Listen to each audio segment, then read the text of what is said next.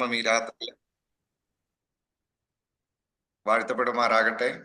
അനുഗ്രഹീതമായ നല്ല വൈകിയ സമയത്ത് ഒരു പ്രാവശ്യം കൂടെ ദൈവമക്കളോട് ഒരുമിച്ചായിരിക്കാൻ ദൈവമായ കർത്താവ് നൽകി തന്ന നല്ല അവസരങ്ങളെ ഓർത്ത് കർത്താവിനെ സ്തുതിക്കുകയും കർത്താവിനെ വാഴ്ത്തുകയും ചെയ്യുന്നു. സന്തോഷത്തോടുകൂടി കർത്താവിന്റെ സന്നിധിയിൽ നാം വീണ്ടും ഇന്ന് വൈകിയ സമയത്തായിരിക്കുമ്പോൾ വളരെ പ്രാർത്ഥനയോടെ നമുക്ക് കർത്താവിന്റെ സന്നിധിയിലായിരിക്കാം. കർത്താവ് ഈ ദിവസങ്ങളിൽ നമ്മളെ ഞാൻ വ്യക്തിപരമായി ദൈവത്തിന്റെ വചനം നിങ്ങളുമായിട്ട് പങ്കുവെക്കുന്ന പുസ്തകമാണല്ലോ എഫേസ്യ ലേഖനം. എഫേസ്യ ലേഖനത്തിൽ നിന്ന് തുടർമാനമായി നാം ചിന്തിച്ചു വന്നുകൊണ്ടിരിക്കുകയായിരുന്നു. ഒരുപാട് ഭാഗങ്ങൾ ആ ഭാഗത്തുനിന്ന് ഇനിയും ചിന്തിക്കുവാൻ നമുക്ക് ഉണ്ട്. എങ്കിലും നമ്മൾ കഴിഞ്ഞ പ്രാവശ്യം ചിന്തിച്ച് നിർത്തിയിരുന്ന 1, 2, 3 ഭാഗങ്ങൾ ഉണ്ടായിരുന്നു. 4-ാം അധ്യായത്തിന്റെ 25 മുതൽ 5-ാം അധ്യായത്തിന്റെ 21 വരെയുള്ള ആ പെരിക്കോപ്പെ നിങ്ങൾ ഓർക്കുന്നുണ്ട് എന്ന് വിശ്വസിക്കുന്നു. പെരിക്കോപ്പെ ആ ഒരു ഭാഗം ഖണ്ഡികയാണ് നമ്മൾ പഠിച്ചുകൊണ്ടിരിക്കുന്നത്, ചിന്തിച്ചുകൊണ്ടിരുന്നത്. അത് നമ്മൾ ചിന്തിച്ചത് ഇങ്ങനെയാണ്: ക്രിസ്തുവിൽ ഒരു പുതിയ സൃഷ്ടിയായി ജീവിക്കുക എന്ന വിഷയമാണ് അപ്പോസ്തലനായ പൗലോസ് എഫേസ്യ ലേഖനത്തിൽ എഫേസ്യ വിശ്വാസികളെ കുറിച്ച് പറയുന്നത്. കാരണം പുട്ട് ഓഫ്, പുട്ട് ഇൻ എന്ന് പറയുന്ന 2 വാക്കുകളാണ്. ഒന്ന് ഉരിഞ്ഞു കളയുക, 2 ധരിക്കുക എന്ന് പൗലോസ് പറയുന്ന ചില ഭാഗങ്ങൾ കഴിഞ്ഞ പ്രാവശ്യം നമ്മൾ ചിന്തിച്ചിരുന്നു. അതിൽ നിന്ന് നമ്മൾ 5 വിധ പാപങ്ങളെ കുറിച്ച് ശ്രദ്ധിച്ചിരുന്നു. ദൈവമക്കൾക്ക് ഓർമ്മയുണ്ട് എങ്കിൽ 5 വിധ പാപങ്ങളായിരുന്നു നമ്മൾ ചിന്തിച്ചത്. ആ പാപങ്ങൾക്ക് പേരിടാൻ പോലും അപ്പോസ്തലനായ പൗലോസ് ധൈര്യപ്പെട്ടു എന്ന് നമ്മൾ ചിന്തിച്ചിരുന്നു. അതില് 3, എൻ്റെ ഓർമ്മ ശരിയാണെങ്കിൽ 3 പാപങ്ങളാണ് നമ്മൾ വിവരിച്ചത്. ഒന്ന് ഭോഷ്ക് അല്ലെങ്കിൽ നുണ, 2-ാമത് കോപം, 3-ാമത് മോഷണം. എനിക്ക് എൻ്റെ ഓർമ്മ ശരിയായിട്ട് എൻ്റെ മുമ്പിൽ ഇല്ല. മോഷണം എന്ന വിഷയം കൂടെ നമ്മൾ സംസാരിച്ചു എന്നാണ് ഞാൻ വിശ്വസിക്കുന്നത്. ഇല്ല എങ്കിൽ നമ്മൾ ആ ഭാഗം കൂടെ ഒന്ന് ചിന്തിക്കാം. പക്ഷെ എൻ്റെ ഒരു ഓർമ്മ ശരിയാണെങ്കിൽ ആ ഭാഗവും സംസാരിച്ചിട്ടുണ്ട് എന്ന് ഞാൻ ചിന്തിക്കുന്നു. അപ്പോൾ ആ ഭാഗവും അവിടെ വിടുകയാണ്. ഇനി ഇത് എന്തുകൊണ്ടാണ് അപ്പോസ്തലനായ പൗലോസ് ഈ കാര്യങ്ങൾ പറയുന്നത് എന്ന് ചോദിച്ചാൽ, ഒന്നാമതായി നമ്മൾ സത്യം പറയണം. കാരണം നമ്മൾ ക്രിസ്തുവിൽ പരസ്പരം ബന്ധിക്കപ്പെട്ടവരാണ്. അപ്പൊ ഒരവയവത്തിന് മറ്റൊരു അവയവത്തിനോട് കള്ളം പറയുവാൻ കഴിയത്തില്ല. കൈ മറ്റൊരു കൈയോട് കള്ളം പറഞ്ഞാൽ ശരീരത്തിന്റെ ഫങ്ഷൻ തെറ്റിപ്പോകും. തലച്ചോറ് ശരീരത്തിന്റെ ഏതെങ്കിലും ഒരു അവയവത്തോട് കള്ളം പറഞ്ഞാൽ കൈ പൊള്ളുന്നു എന്ന് തോന്നിയാൽ തലച്ചോറാണ് പറയുന്നത് കൈ പൊള്ളുന്നു എന്നുള്ളത്. അപ്പോൾ കള്ളം പറയുക, കൈ പൊള്ളുന്നില്ലെന്ന് തലച്ചോറ് കൈയോട് പറഞ്ഞാൽ, ചൂട് അനുഭവപ്പെടുന്നില്ലെന്ന് തലച്ചോറ് പറഞ്ഞാൽ പിന്നെ സംഭവിക്കാൻ പോകുന്നത് എന്താ? അതാണ്. നാം എല്ലാവരും ഒരു ശരീരത്തിന്റെ അവയവങ്ങൾ അല്ലോ. സ്തോത്രം. അങ്ങനെയെങ്കിൽ നാം വേറൊരുവരോട് ഭോഷ്ക് പറയരുത്. പറഞ്ഞാൽ ആ വ്യക്തിക്കല്ല, ആ അവയവത്തിനല്ല പ്രശ്നമുണ്ടാകുന്നത്. നമുക്ക് അങ്ങനെ ചിന്തിക്കാൻ പറ്റത്തില്ലല്ലോ. ഇടത് കൈക്ക് എന്തെങ്കിലും സംഭവിച്ചാൽ സംഭവിച്ചോട്ടെ, വലത് കൈക്ക് പ്രശ്നമൊന്നുമില്ലല്ലോ എന്ന് നമ്മൾ പറയത്തില്ല. ശരീരം മുഴുവനും അത് അനുഭവിക്കേണ്ടി വരുന്നത് പോലെ ദൈവസഭ ലോകമാകമാനം അനുഭവിക്കുന്ന പ്രശ്നങ്ങളുടെ എല്ലാം പിമ്പിൽ ഈ പറയപ്പെടുന്ന കാരണമാണ്. സഭയെ മുഴുവൻ ശരീരമായി, ക്രിസ്തു എന്ന തലയോളം വളരുന്ന മുഴുവൻ ശരീരമായി ദൈവമക്കൾക്ക് കാണപ്പെടാൻ കഴിയാത്തത് കൊണ്ടാണ് ഒരുവനോട് ഒരുവൻ ഭോഷ്ക് പറയുന്നത്. പൗലോസ് പറയുന്നത് നിങ്ങൾ അങ്ങനെ ചെയ്യരുത്. 2, നാം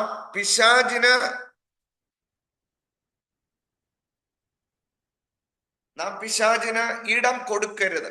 അപ്പോസ്തലനായ പൗലോസ് പറയുന്നത് നാം പിശാചിന് ഇടം കൊടുക്കാതിരിക്കാൻ നാം കോപം നിയന്ത്രിക്കണം.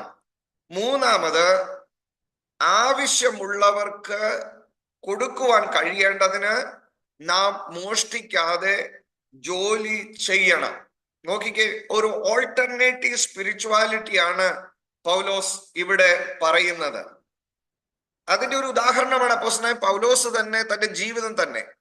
താൻ ഒരു കഠിനാധ്വാനി ആയിരുന്നു, ഇല്ലേ? സഭാപ്രവർത്തനങ്ങളും സഭാസ്ഥാപനങ്ങളും സുവിശേഷ പ്രവർത്തനങ്ങളും ഒക്കെ പൗലോസ് ചെയ്യുമ്പോൾ തന്നെ കൂട്ടത്തിൽ പൗലോസ് കൂടാരപ്പണി ചെയ്തു. അതുകൊണ്ട് പൗലോസിന് ധൈര്യമായിട്ട് പറയാൻ കഴിഞ്ഞു, ഞാൻ നിങ്ങളുടെ ആരുടെയും കയ്യിൽ നിന്ന് ഒന്നും വാങ്ങിച്ചിട്ടില്ലെന്ന്. അപ്പോ ഓരോ യഹൂദ റബിയെയും ഒരു തൊഴിൽ പഠിപ്പിച്ചിരുന്നു. കാരണം റബിമാർ ഇങ്ങനെ പറയുമായിരുന്നു, നിങ്ങളുടെ മകനെ ഒരു തൊഴിൽ പഠിപ്പിക്കുന്നില്ലെങ്കിൽ നിങ്ങൾ അവനെ ഒരു കള്ളനാക്കാൻ പഠിപ്പിക്കുന്നു എന്ന് പറയുമായിരുന്നു. സ്തോത്രം. അപ്പൊ പറഞ്ഞതിനർത്ഥം പൗലോസ് ഇത് എഴുതുമ്പോൾ എഫേസ്യ സഭയിലും ആദിമ കാലഘട്ടങ്ങളിലും അനേകര് വിശ്വാസത്തിലേക്ക്, ക്രിസ്തു വിശ്വാസത്തിലേക്ക് വരുന്നവരുടെ കൂട്ടത്തിൽ കള്ളന്മാരുണ്ടായിരുന്നു. വേറൊരർത്ഥത്തിൽ പറഞ്ഞാൽ ദാസന്മാരുണ്ടായിരുന്നു, ദാസിമാരുണ്ടായിരുന്നു. അതാണ് ഈ എഫേസ്യ ലേഖനത്തിൽ നമ്മൾ പഠിച്ചു വരുമ്പോൾ നമുക്ക് മനസ്സിലാക്കേണ്ട വലിയൊരു പ്രത്യേകത. അപ്പൊ ന്യായമായിട്ടൊരു ചോദ്യം ദൈവമക്കൾ ചോദിക്കാൻ ഒരു സാധ്യതയുണ്ട്. അപ്പം ഈ അടിമത്തം, സ്ലേവറി എന്ന് പറയുന്നത് ക്രിസ്ത്യാനിത്വം പ്രോത്സാഹിപ്പിച്ചിരുന്നോ എന്ന് ന്യായമായ ഒരു ചോദ്യമുണ്ട്. കാരണം പൗലോസ് തന്നെ പറയുന്നില്ലേ, ദാസന്മാരെ. ഇവിടെ നമ്മൾ മനസ്സിലാക്കേണ്ടത് പൗലോസ് ഒരു ഓൾട്ടർനേറ്റീവ് സ്പിരിച്വാലിറ്റിയാ പറയുന്നത്. അപ്പം ക്രിസ്തു സഭ എന്നും ദൈവസഭ ഭൂമിയിൽ സ്ഥാപിച്ചത് മുതൽ യഹൂദ സംസ്കാരത്തിനെതിരെയും യവനായ സംസ്കാരത്തിനെതിരെയും റോമ സംസ്കാരത്തിനെതിരെയും അവരുടെ അടിമത്ത വ്യവസ്ഥിതിക്കെതിരെ, സ്ലേവറിക്കെതിരെ എന്നും ക്രിസ്തീയ സഭ നിലകൊണ്ടിട്ടുണ്ട്. അപ്പോസ്തലനായ പൗലോസ് നിലകൊണ്ടിട്ടുണ്ട്. അപ്പോൾ ആ വ്യവസ്ഥിതി നിലനിൽക്കെ തന്നെ അപ്പോസ്തലനായ പൗലോസ് പറയുന്ന കാര്യമാണ്. ശ്രദ്ധിക്കണേ, നിങ്ങൾ പഠിക്കുന്ന എന്നുള്ളൊരു ചിന്തയിലാണ് ഞാൻ പറയുന്നത്. പ്രസംഗത്തിന്റെ ശൈലിയിലായിരുന്നെങ്കിൽ ഇതൊന്നും പറയില്ലായിരുന്നു. അപ്പൊ ശ്രദ്ധിക്കണം, നമ്മൾ വെറുതെ വേദപുസ്തകം വായിച്ച് ഇത്രയും കാലം പോകുന്നതെന്നുള്ളതല്ലാതെ ഇതിന്റെ പിമ്പിൽ എന്തായി പൗലോസ് പറയുന്നത്? സാംസ്കാരികമായ ഒരു പശ്ചാത്തലമുണ്ട്, രാഷ്ട്രീയപരമായ ഒരു പശ്ചാത്തലമുണ്ട്, മതപരമായ ഒരു പശ്ചാത്തലമുണ്ട്. ഈ പശ്ചാത്തലത്തിൽ നിന്നുകൊണ്ടാണ് പൗലോസ് ഇത് പറയുന്നത്. നമ്മൾ അത് കൂട്ടി യോജിപ്പിച്ചെങ്കിലേ നമുക്കത് മനസ്സിലാകത്തുള്ളൂ. അപ്പം ഇത് മനസ്സിൽ കണ്ടുകൊണ്ടാണ് പൗലോസ് അവരോട് പറയുന്നത്. ആദ്യം ദാസന്മാരെ എന്ന് പറയുന്ന പൗലോസ് പിന്നെ യജമാനന്മാരെ എന്ന് വിളിക്കുന്നുണ്ട്. അപ്പൊ നോക്കിക്കേ, സ്ലേവറിയെ സപ്പോർട്ട് ചെയ്യുന്നില്ല. ദാസന്മാരോട് പറയുന്നുണ്ട്, നിങ്ങൾ ഇനി മുതല് കക്കരുത്. അപ്പൊ നിങ്ങൾ ചെയ്യേണ്ട ഓൾട്ടർനേറ്റീവ് സ്പിരിച്വാലിറ്റിയാ പറയുന്നത്. അപ്പൊ അന്നത്തെ കള്ളന്മാരൊക്കെ, ദാസന്മാർ അവർക്ക് അർഹിക്കുന്നത് ലഭിക്കാതെ വരുമ്പോൾ അവർ മോഷ്ടിക്കുമായിരുന്നു. അങ്ങനെ മോഷ്ടിച്ച ഒരു കള്ളനാണ് ഒനേസിമോസ്.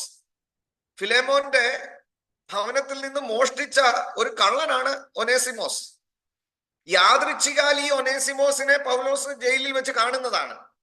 അപ്പോഴാണ് പൗലോസ് അറിയുന്നത് ഇത് ഫിലോമോന്റെ വീട്ടിൽ നിന്ന് മോഷ്ടിച്ചിട്ട് വന്ന കള്ളനാണെന്ന് അറിയുന്നത്. അപ്പൊ പൗലോസ് ഫിലോമോന് ലേഖനം എഴുതിയിട്ട് ഫിലോമോനോട് പറയാ, നീ നിന്നെ തന്നെ എനിക്ക് കടപ്പെട്ടിരിക്കുന്നത് നിന്നോട് ഞാൻ പറഞ്ഞു തരേണ്ട കാര്യമില്ലല്ലോ. ഇനി മുതൽ ഇവൻ കള്ളനല്ല.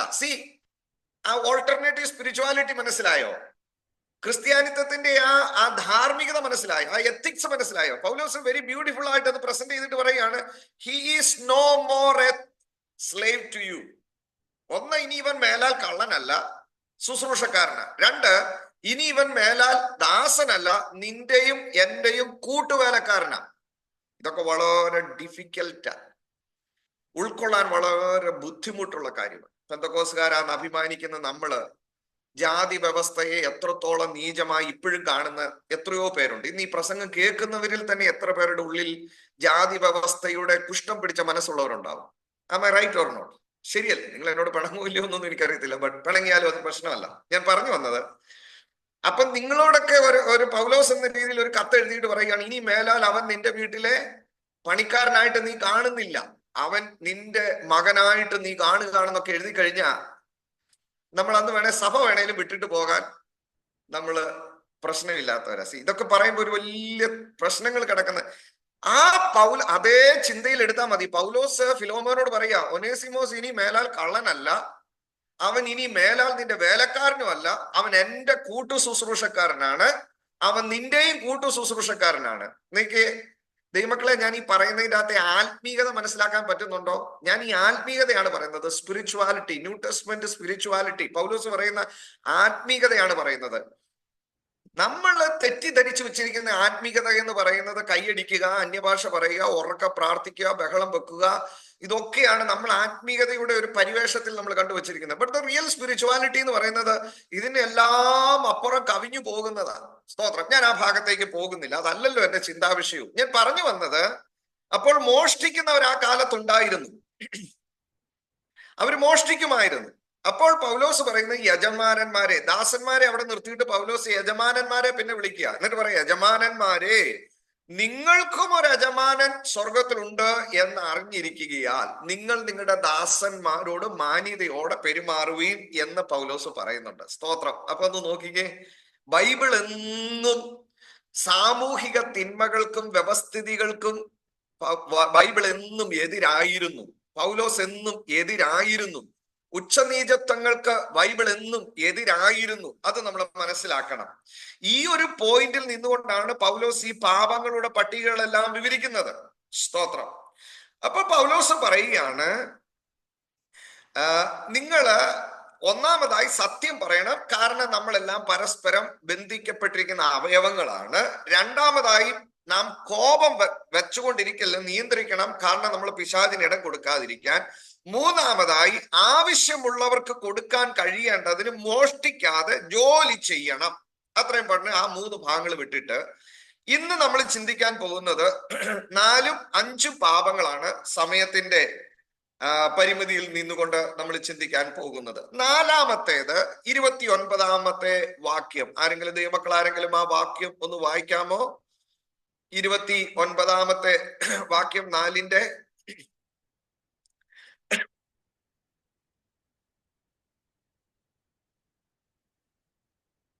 Assuming that you have heard about him and were taught in him as the truth in Jesus. Okay. മലയാളത്തിൽ ആരെങ്കിലും ഒന്ന് വായിക്കാമോ? I am sorry that I couldn't follow you. കേൾക്കുന്നവർക്ക് കൃപ ലഭിക്കേണ്ടതിന് ആവശ്യം പോലെ ആത്മീയ വർധനയ്ക്കായി നല്ല വാക്കല്ലാതെ ആകാത്തതൊന്നും നിങ്ങളുടെ വായിൽ നിന്ന് പുറപ്പെടരുത്.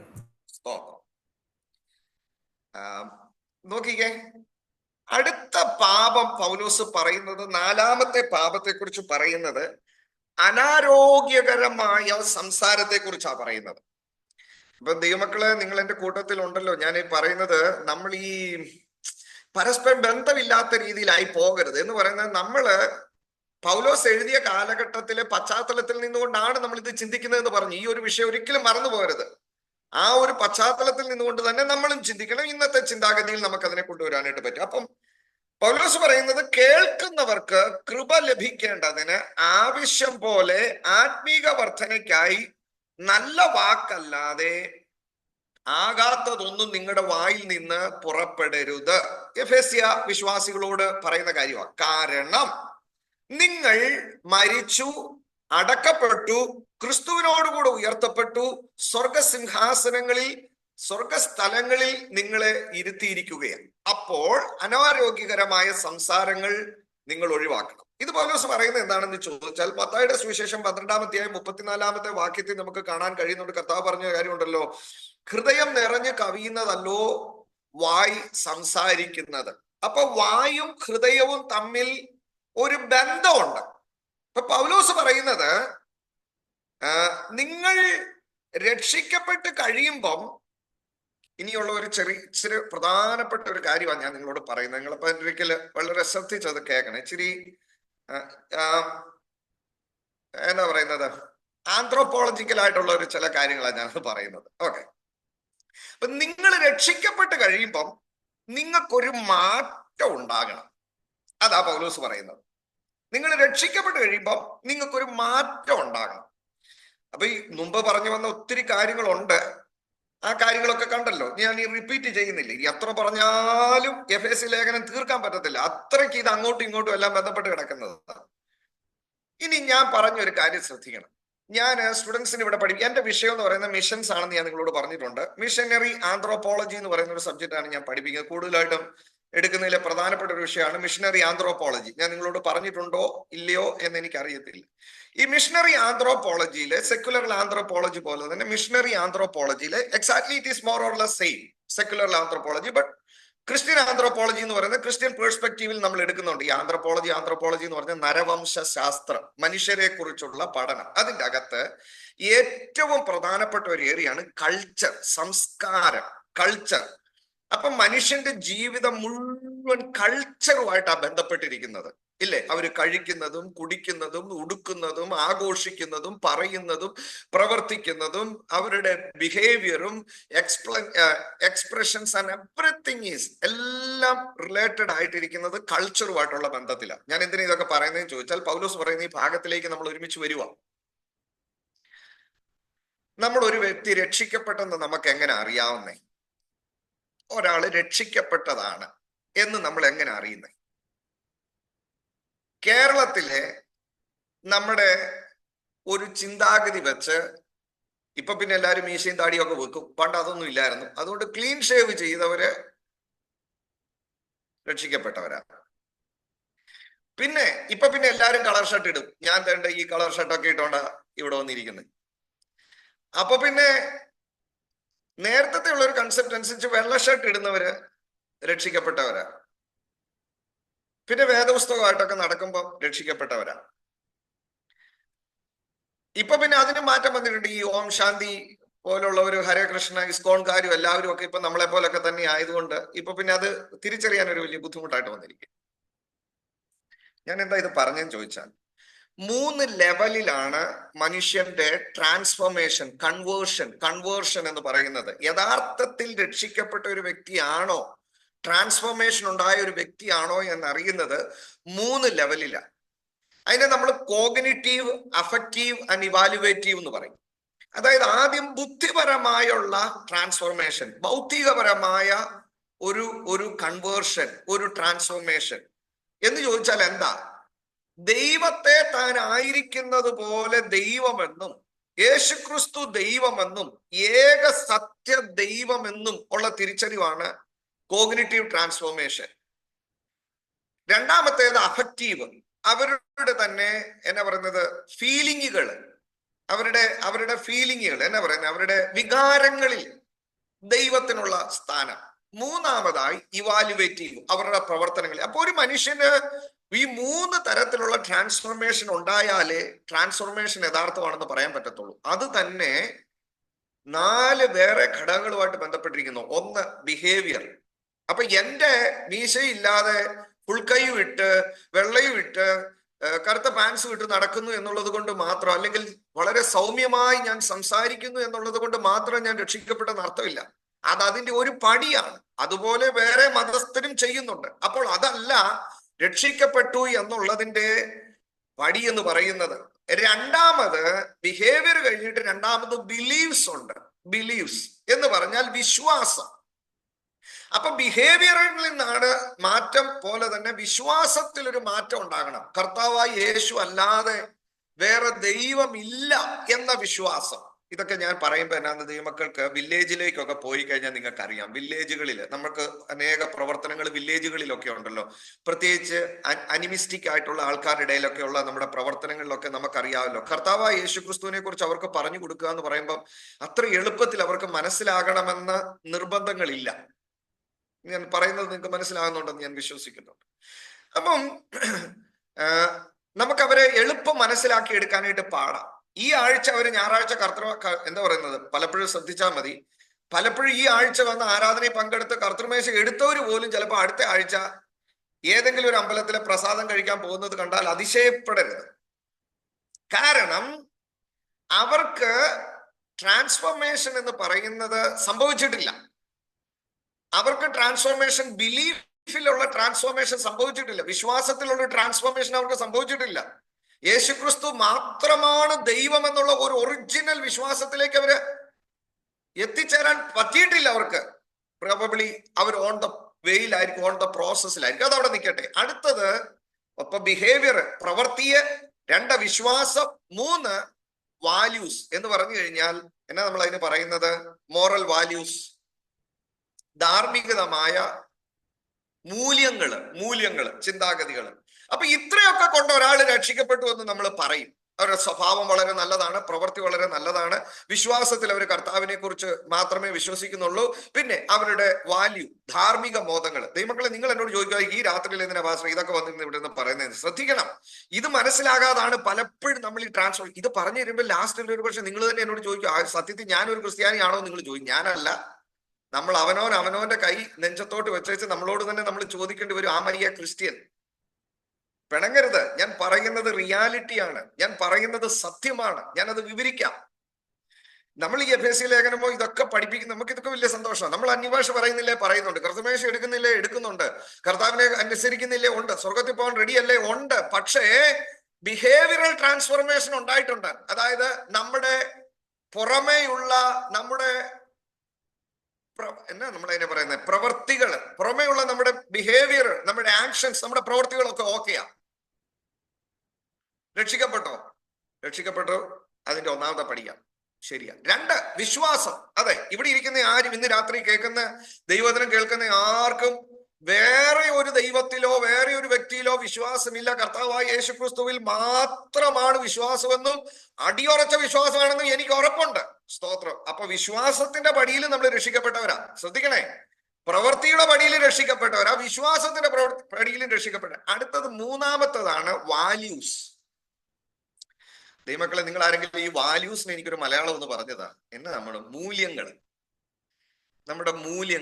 ഇവിടെയാണ് രക്ഷിക്കപ്പെട്ടതിന്റെ അളവ് നീ ചോദിക്കുമ്പം സത്യം പറയാമെങ്കിൽ നമ്മളിൽ എത്ര പേർക്ക് ധൈര്യത്തോടെ പറയാൻ പറ്റും, ക്രിസ്തീയ മൂല്യങ്ങൾക്കകത്ത് അടിസ്ഥാനപ്പെട്ട ഒരു ജീവിതം എൻ്റെ എന്ന് നമുക്ക് എത്ര പേർക്ക് പറയാൻ പറ്റും?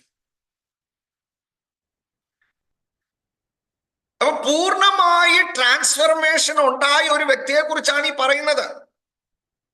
നമ്മുടെ ക്രിസ്തീയ മൂല്യങ്ങൾക്ക് നമുക്ക് എത്രത്തോളം മാറ്റങ്ങൾ ഉണ്ടായിട്ടുണ്ട്, ക്രിസ്തീയ മൂല്യങ്ങളിലേക്ക് നമ്മൾ എത്രത്തോളം വന്നിട്ടുണ്ട്. ദൈവമക്കളെ, ഇതൊരു വലിയ ചിന്താ വിഷയം. ഞാൻ ഇത് പറയുന്നത് എനിക്കറിയത്തില്ല, ഞാൻ നിങ്ങൾക്കോട് അത് എത്രത്തോളം മനസ്സിലാകുന്ന ഭാഷയിലേക്ക് നിങ്ങളുടെ പക്കൽ എത്തിക്കാൻ എന്നെ കൊണ്ട് കഴിയുന്നുണ്ടെന്ന് എനിക്കറിയത്തില്ല. പക്ഷെ ഞാൻ സത്യമായി പറയട്ടെ, ദൈവവചനത്തിൽ നിന്ന് നമ്മൾ ചിന്തിക്കുമ്പോൾ മൂന്നാമതായ രക്ഷിക്കപ്പെട്ട ഒരു വ്യക്തിയുടെ സ്വഭാവത്തിൽ മാറ്റം ഉണ്ടാകണം, വിശ്വാസത്തിൽ മാറ്റം ഉണ്ടാകണം. മൂന്നാമത് മൂല്യങ്ങളിൽ മാറ്റം ഉണ്ടാകണം. അപ്പൊ ഈ മുമ്പേ പറഞ്ഞ കാര്യങ്ങളൊക്കെ മൂല്യങ്ങളോട് ബന്ധപ്പെട്ടതാ. ഇല്ലേ? കർത്താവ് തന്നെ പറഞ്ഞു, നിന്റെ സഹോദരനെ നിസാര എന്ന് പറഞ്ഞാൽ, മൂഢ എന്ന് പറഞ്ഞാൽ അഗ്നി നരകത്തിന് യോഗ്യനാകുമെന്ന് കർത്താവ് പറഞ്ഞത് നിങ്ങൾ കേട്ടിട്ടുണ്ടല്ലോ, ഞാനോ നിങ്ങളോട് പറയുന്നത്. അപ്പൊ മൂല്യങ്ങളിൽ ഒരു മാറ്റം ഉണ്ടാകണം. ഇല്ലേ? പോഷ്ക് പറയരുത്, നുണ പറയരുത്, മോഷ്ടിക്കരുത്, കോപിക്കരുത്. മൂല്യങ്ങളിൽ മാറ്റം ഉണ്ടാകണം. ഞാൻ പറഞ്ഞോ ഇല്ലയോ എന്ന് എനിക്കറിയത്തില്ല മോഷ്ടിക്കരുതെന്ന് പറഞ്ഞതിൽ. മോഷണം എന്ന് പറഞ്ഞാൽ എന്തൊക്കെയാ മോഷണങ്ങള്? ഇന്ന് രാത്രി ഇവിടെ ഇരിക്കുന്ന നിങ്ങൾ എല്ലാവരും ധൈര്യത്തോടെ പറയും, പാസ്റ്റർ എനിക്ക് പ്രാഗൽഭ്യത്തോടെ ദൈവസേനയെ പറയാൻ പറ്റും, ഞാൻ ഒന്നും മോഷ്ടിക്കുന്നില്ല, ആരുടെയും ഞാൻ മോഷ്ടിക്കുന്നില്ല എന്ന് പറയാൻ പറ്റും. പക്ഷെ യഥാർത്ഥത്തിൽ മോഷണത്തെ വിവരിക്കാൻ തുടങ്ങിക്കഴിഞ്ഞാൽ നമ്മൾ പലരും പെട്ടുപോകും. പ്രസംഗം മോഷ്ടിക്കുന്നവരുണ്ട്. ഇതേ പ്രസംഗം ഇതുപോലെ പോയി എന്റെ ആണെന്ന് പറഞ്ഞ് പ്രസംഗിക്കുന്നവരുണ്ട്. മോഷണം. ആശയങ്ങൾ മോഷ്ടിക്കുന്നവരുണ്ട്, വാക്കുകൾ മോഷ്ടിക്കുന്നവരുണ്ട്. പിന്നെ നിങ്ങളൊക്കെ ഓഫീസിൽ വർക്ക് ചെയ്യുന്നത് എനിക്കറിയത്തില്ല, നിങ്ങൾ ഓഫീസിൽ നിന്ന് പേപ്പറോ പേനായോ സ്കെയിലോ പ്രിന്റ് ഔട്ടോ ഒക്കെ എടുത്തോണ്ട് വരുന്നുണ്ടോന്നൊന്നും എനിക്കറിയത്തില്ല. ഉണ്ടെങ്കിൽ അതെല്ലാം മോഷണമാണ്. എവറിത്തിങ് ഈസ്, അതെല്ലാം മോഷണമാണ്. അപ്പൊ നമ്മുടെ മൂല്യങ്ങളിൽ മാറ്റം ഉണ്ടോ എന്ന് നമ്മൾ ചിന്തിക്കണം.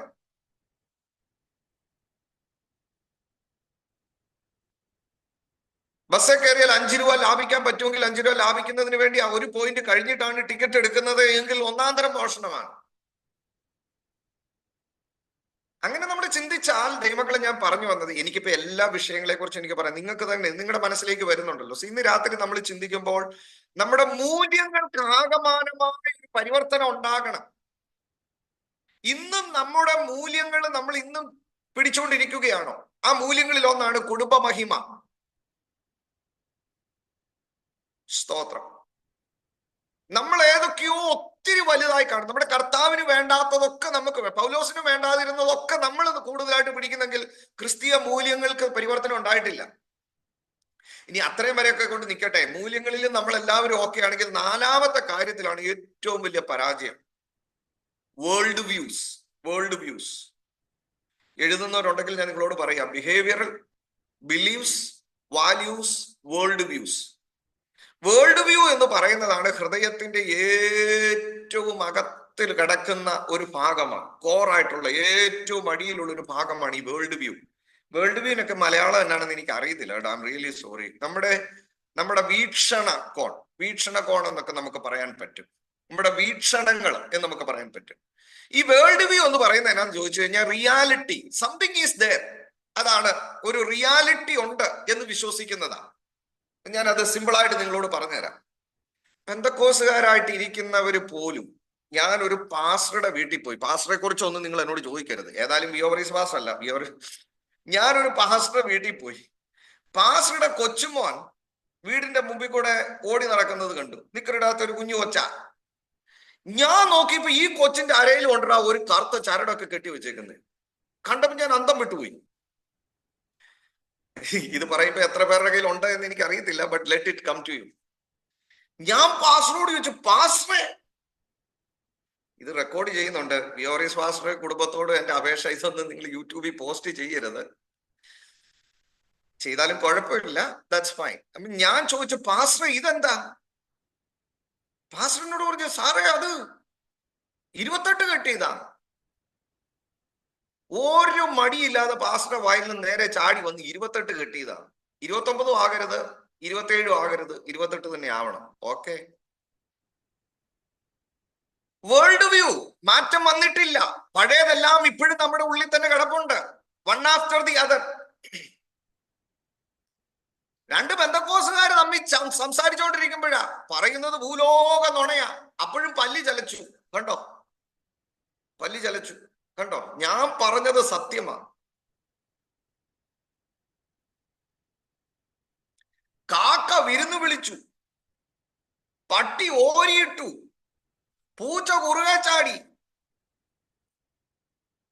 ഇറങ്ങിപ്പോയപ്പം ശകുനം കണ്ടു. ശകുനം എന്നുള്ള പേര് പറയത്തില്ലെന്നേ ഉള്ളൂ. എനിക്കൊരു വെല്ലുവിളിച്ച് അറിയാം.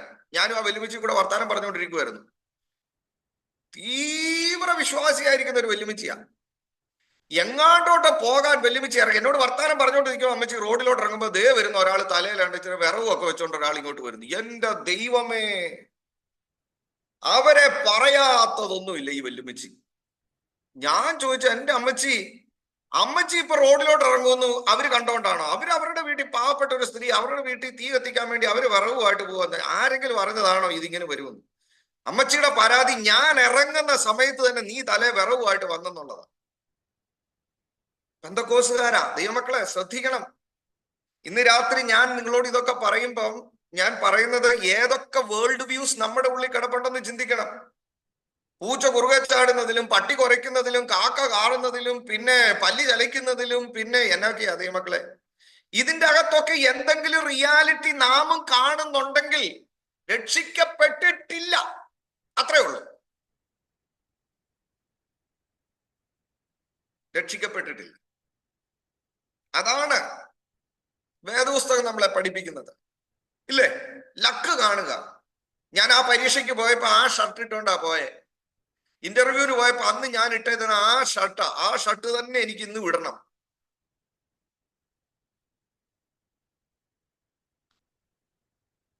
വിയോറിയസ് മാസ്റ്റർ വീട്ടിൽ ചെന്നപ്പോഴാ, വീടിന്റെ കയറി താമസത്തിന്, നിങ്ങൾ ആരെങ്കിലും ഉണ്ടായിരുന്നെന്ന് എനിക്കറിയത്തില്ല, കയറി താമസത്തിന് ചെന്നപ്പോഴാ അവരുടെ വീടിന്റെ ഡെഡിക്കേഷൻ, കയറി താമസം എന്നൊക്കെ ഇനി പറഞ്ഞാൽ ശരിയായ വേടാണോന്നൊന്നും എനിക്ക് അറിയത്തില്ല. എന്തായാലും ഡെഡിക്കേഷൻ അവിടെ ചെന്നപ്പോ, പ്രതിഷ്ഠയ്ക്ക് ചെന്നപ്പോ നടത്തുന്ന പാസ്റ്റർ ഉൾപ്പെടെ എല്ലാവരും കാത്തിരിക്കുക ഈ പാലുകാച്ച് ചടങ്ങ്. അപ്പൊ ന്യായമായി എന്റെ ഉള്ളിൽ ഒരു ചിന്ത ഉണ്ടായിരുന്നു, പാലുകാച്ച് ചടങ്ങൊക്കെ ഉണ്ടാകുമോ എന്നുള്ള ഒരു ചിന്തയൊക്കെ ഉണ്ടായിരുന്നു. എന്നെ ഇടയ്ക്ക് പാസ്റ്ററുടെ വൈഫ് സൂസൻ എന്നെ വിളിച്ചു, എന്റെ ചേച്ചി വിളിച്ചേച്ചിനോട് പറഞ്ഞു, വേഗം ഗ്യാസ് കണക്ട് ചെയ്യാൻ പറഞ്ഞു. ഗ്യാസ് കണക്ട് ചെയ്തു, എന്നിട്ട് കത്തിക്കാൻ പറഞ്ഞു, കത്തിച്ചു. അപ്പൊ ഞാൻ ഓർത്ത് ഇത് കണക്ട് ചെയ്യാൻ വേണ്ടി ആയിരിക്കും, ഇനി അടുക്കളയിലായിരിക്കും തീകത്തും പരിപാടി എന്നൊക്കെ. ഞാൻ ചോദിച്ചു, എന്നാ പറ്റി? അവർക്ക് ചായ കൊടുക്കാൻ സമയം കഴിഞ്ഞു പോയി, പ്രാർത്ഥനയ്ക്ക് അവർക്ക് ചായ കൊടുക്കണം. അപ്പൊ ഞാൻ ചോദിച്ചു, തീകത്തിലും പരിപാടിയൊന്നും ഇല്ലയോ എന്നോട് ചോദിച്ചു. ഞാൻ ചോദിച്ചു, അന്ന് എന്നെ ഒത്തിരി വഴക്കൊക്കെ പറഞ്ഞു. ബട്ട് ഞാൻ I M telling you the reality. ദൈവമക്കളെ, നമ്മൾ പെന്തക്കോസുകാരാണെങ്കിലും നമ്മുടെ വീട്ടിലും പാല് കാച്ചുന്ന ചടങ്ങൊക്കെ നമുക്കില്ലേ? പാസ്റ്ററുടെ വീട്ടിൽ ഇല്ലായിരുന്നു എന്നാ ഞാൻ പറഞ്ഞത്, വെള്ളം തിളപ്പിച്ച കാര്യമാണ് ഞാൻ പറഞ്ഞത്. അതിന് പ്രത്യേകിച്ച് പ്രാർത്ഥനയും പരിപാടികളും ഒന്നും ഇല്ലായിരുന്നു. ഡയറക്ട്ലി അകത്ത് നടത്തുന്ന പാസ്റ്റർ തീ കത്തിക്കാനൊക്കെ ഉള്ള സമയങ്ങളൊക്കെ നോക്കി വരുമ്പോൾ ഇവിടെ എല്ലാവർക്കും ചായയും കൊടുത്ത് പരിപാടികളെല്ലാം കഴിഞ്ഞു. ഞാൻ പറയാൻ വന്ന എന്നാണെന്ന് ചോദിച്ചു കഴിഞ്ഞാൽ ഐ അപ്രീഷിയേറ്റ് ഹിം. ഞാൻ പാസ്റ്ററിനെയും കുടുംബത്തെ ആ കാര്യത്തിൽ ഞാൻ അപ്രീഷിയേറ്റ് ചെയ്യുന്നു. പക്ഷെ ഞാൻ ചോദിക്കുന്നത്, നമ്മുടെ ഒരു പുതിയ വീട് വെച്ചാൽ നമ്മളിൽ എത്ര പേർക്ക് ഈ ഒരു ചടങ്ങ്, പാല് തിളയ്ക്കുന്നിടം വരെ പാല് കാച്ച് ചടങ്ങ്, തീ പിടിപ്പിക്കുന്ന ചടങ്ങൊക്കെ നമ്മുടെ ഉള്ളിൽ കിടപ്പില്ലേ? Because we connected it with culture. സംസ്കാരവുമായിട്ട് ഇതിന് ബന്ധപ്പെട്ട് കിടക്കുക. അങ്ങനെ ഉണ്ടായില്ലെങ്കിൽ ഏതോ വിപത്ത് സംഭവിക്കുന്നത് പോലെയുള്ള നമ്മൾ ഒരാൾ കണ്ടുപിടിച്ചിരിക്കുകയാണ്. ട്രാൻസ്ഫോർമേഷൻ, ഈ ഇത്രയും ഭാഗത്ത് നമുക്ക് ട്രാൻസ്ഫോർമേഷൻ ഉണ്ടാകണം. അപ്പോൾ അവസാനമായ വേൾഡ് വ്യൂ ട്രാൻസ്ഫോർമേഷൻ ഉണ്ടാകുന്നില്ലെങ്കിൽ നമ്മുടെ രക്ഷിക്കപ്പെട്ടതിന്റെ അനിൽ എത്ര പ്രായമായാലും നമ്മുടെ രക്ഷിക്കപ്പെട്ടത് ഏത് ലെവലിൽ നമ്മൾ എത്തി നിൽക്കുന്നു എന്ന് നമ്മൾ ചിന്തിക്കണം. അത് കഴിഞ്ഞിട്ടേ സ്വർഗത്തിൽ പോകുന്നതിനെ കുറിച്ച് നമ്മൾ ചിന്തിക്കാവൂ. സമൂലമായ ഒരു പരിവർത്തനം. സ്തോത്രം. ചിന്തിച്ച വിഷയത്തിലേക്ക് നമുക്ക് പെട്ടെന്ന് വരാം. സമൂലമായ ഒരു പരിവർത്തനം പൗലോസ് പറയുന്നത്, അപ്പോൾ നിങ്ങൾ രക്ഷിക്കപ്പെട്ടിരിക്കുന്നതിനാൽ നിങ്ങൾക്ക് ഒരു മാറ്റം ആവശ്യമാണ്. അപ്പൊ സത്യസന്ധമല്ലാത്ത സംസാരം നമ്മൾ ഒഴിവാക്കണം. അനാരോഗ്യകരമായ സംസാരത്തിൽ പെടുന്ന എന്തും സഹായമായതിനേക്കാൾ ദോഷകരമായുള്ള ഏതും നമ്മൾ ഒഴിവാക്കണം. നമ്മുടെ ലക്ഷ്യം മറ്റുള്ളവരെ കെട്ടിപ്പടുക്കുക എന്നുള്ളതായിരിക്കണം. അതല്ലേ പൗലോസ് 29-ാം വാക്യത്തിൽ പറയുന്നത്, കേൾക്കുന്നവർക്ക് കൃപ ലഭിക്കേണ്ടതിന് ആവശ്യം പോലെ ആത്മീക വർധനയ്ക്കായി. അപ്പോ കൃപ ലഭിക്കുകയും വേണം, ആത്മീക വർധന ഉണ്ടാകുകയും വേണം. സ്തോത്രം. അപ്പൊ ഈ ഹാനികരമായ അനാരോഗ്യകരമായ ഭാഷ ഉപേക്ഷിക്കുന്നതിന് പുറമെ ശുദ്ധവും സഹായകരവും ദൈവത്തിന് പ്രസാദകരവുമായ സംസാരം വളർത്തിയെടുക്കണം. ഇതാണ് പൗലോസ് ഇവിടെ പറയുന്നത്. അതാണ് ഉന്നതി വരുത്തുന്നത്, അതാണ് കൃപയുള്ളത്. നിങ്ങളുടെ വാക്കുകൾ കൃപയോട് കൂടിയതും ഉപ്പിനാൽ രുചി വരുത്തുന്നതുമായിരിക്കട്ടെ എന്ന വാക്ക് ഇവിടെ പൗലോസ് പറയുന്നത്. സ്തോത്രം. അപ്പൊ ഒന്നാമതായി ക്രിസ്ത്യാനികളുടെ വാക്കുകൾ ആത്മീക വർധനയ്ക്ക് ഉതകുന്നതായിരിക്കണം. അവരുടെ സംഭാഷണം സഹായകരവും ക്രിയാത്മകവും പ്രോത്സാഹജനകവുമായിരിക്കണം. ഇതൊക്കെ ഒത്തിരി വിവരിക്കേണ്ടതാണെങ്കിലും ഞാൻ ആ ഭാഗം വിടുകയാണ്. രണ്ടാമതായി, നമ്മൾ പറയുന്നതെല്ലാം ഉചിതമായിരിക്കണം. ഓരോ വാക്കും വലിയ പ്രാധാന്യത്തോടെ കേൾവിക്കാരിൽ എത്തണമെന്നല്ല, മറിച്ച് നമ്മൾ പറയുന്നത് ക്രിയാത്മകമായി സാഹചര്യത്തിന് അനുയോജ്യമായിരിക്കണം എന്നുള്ളതാണ്. അതാ ഞാൻ ഇപ്പൊ പറഞ്ഞ കൊലോസ്യ ലേഖനത്തില് 4:6 പൗലോസ് പറയുന്നത് പോലെ. മൂന്നാമതായി, അനാവശ്യമായി ആരെയെങ്കിലും ഉപദ്രവിക്കുന്നതോ നിരുത്സാഹപ്പെടുത്തുന്നതോ നിരാശപ്പെടുത്തുന്നതോ ആയ കാര്യങ്ങളിൽ നാം സംസാരിക്കാൻ പാടില്ല, ഒരു പക്ഷേ അത് സത്യമാണെങ്കിൽ പോലും. പൗലോസ് എഫേസ്യ ലേഖനത്തിൽ ഉപയോഗിക്കുന്ന വാക്കുണ്ടല്ലോ, ഞാൻ കഴിഞ്ഞ പറഞ്ഞാണോ എനിക്ക്, speaking truth in love. Speaking truth in love. ട്രൂത്താണ് സംസാരിക്കുന്നത്. ചിലര് സത്യം വിളിച്ചു പറയും. ആ സത്യം വിളിച്ചു പറഞ്ഞു കഴിഞ്ഞാൽ പിന്നെ ജീവിതത്തിൽ അവരെ കെട്ടിപ്പടുക്കാൻ കഴിയാത്ത രീതിയിലുള്ള തകർച്ചയിലേക്കായിരിക്കും ആ സത്യം കൊണ്ടുപോകുന്നത്. പൗലോസ് പറയുന്നത് അങ്ങനെയല്ല. സത്യമാണെങ്കിൽ പോലും അത് സ്നേഹത്തോടെ പറയണം. സ്പീക്കിംഗ് ട്രൂത്ത് ഇൻ ലവ് എഫേസ്യ ലേഖനത്തിൽ തന്നെ പൗലോസ് പറയുന്ന ഭാഗമാണ്. ഞാൻ ആ ഭാഗം അവിടെ വിടുകയാണ്. ഇനി അടുത്തത് പൗലോസ് പറയുന്നത് 5-ാമത്തെ പാപമാണ് കയ്പ്. കയ്പ്. 30 മുതൽ 32 വരെയുള്ള വാക്യങ്ങൾ ഒന്ന് വായിക്കാമോ? ഞാൻ തന്നെ നിങ്ങൾക്ക് വേണ്ടി വായിക്കാം. ദൈവത്തിന്റെ പരിശുദ്ധാത്മാവിനെ ദുഃഖിപ്പിക്കരുത്. അവനാലല്ലോ നിങ്ങൾക്ക് വീണ്ടെടുപ്പ് നാളിനായി മുദ്രയിട്ടിരിക്കുന്നത്. എല്ലാ കയ്പും കോപവും ക്രോധവും കൂറ്റാരവും ദൂഷണവും സകല ദുർഗണവുമായി നിങ്ങളെ വിട്ട് ഒഴിഞ്ഞു പോകട്ടെ. നിങ്ങൾ തമ്മിൽ ദയയും മനസ്സലിവുമുള്ളവരായി ദൈവം ക്രിസ്തുവിൽ നിങ്ങളോട് ക്ഷമിച്ചതുപോലെ അന്യോന്യം ക്ഷമിപ്പിൻ. അപ്പോൾ 5-ാമത്തെ പാപമാണ് പൗലോസ് പറയുന്നത് കയ്പ്. നിരവധി പാപങ്ങൾക്കെതിരെ മുന്നറിയിപ്പ് നൽകിയിട്ട് പൗലോസ് കോപത്തെക്കുറിച്ച് വളരെ വിശാലമായി ഊന്നി പറയുകയും ചെയ്തതിന് ശേഷം കയ്പ് എന്നത് ആന്തരിക മനുഷ്യനെ മുഴുവൻ വിഷലിപ്തമാക്കുന്ന ഒരു സ്ഥിരമായ ശത്രുതയെ പൗലോസ് സൂചിപ്പിക്കുന്നു. അപ്പൊ കയ്പ്, ആരുടെ ഉള്ളിലും കയ്പിന്റെ വേര് മുളയ്ക്കരുത് എന്നൊക്കെ നമ്മള് വേദപുസ്തകത്തിൽ വായിക്കുന്നത് പോലെ ആന്തരിക മനുഷ്യനെ മുഴുവൻ വിഷമയമാക്കുന്ന, ദുർബലമാക്കുന്ന, വിഷലിപ്തമാക്കുന്ന സ്ഥിരമായ ശത്രുതയാണ് കയ്പ് എന്ന് പറയുന്നത്. അല്ലെ? ഒരാള് നമുക്ക് ഇഷ്ടപ്പെടാത്ത എന്തെങ്കിലും ഒന്ന് ചെയ്യുന്നു, അതുകൊണ്ട് തന്നെ നാം അവർക്കെതിരെ കയ്പ് വെച്ചു പുലർത്തുന്നു. ഇല്ലേ? പൗലോസ് പറയുന്ന ഒരു ഭാഗമുണ്ട്, ഭർത്താക്കന്മാരെ നിങ്ങളുടെ ഭാര്യമാരെ സ്നേഹിപ്പിൻ, അവരോട് കയ്പായിരിക്കുകയും അരുത്. കാരണം പൗലോസ് പറയുന്നത് കയ്പാണ് ക്രോധത്തിലേക്ക് നയിക്കുന്നത്. ഈ കോപം പുറത്തേക്ക് വരുന്നത് ഉള്ളിലുള്ള കയ്പുകളുടെ വികാരമായ ഒരു സ്ഫോടനമാണ്. അല്ലെ?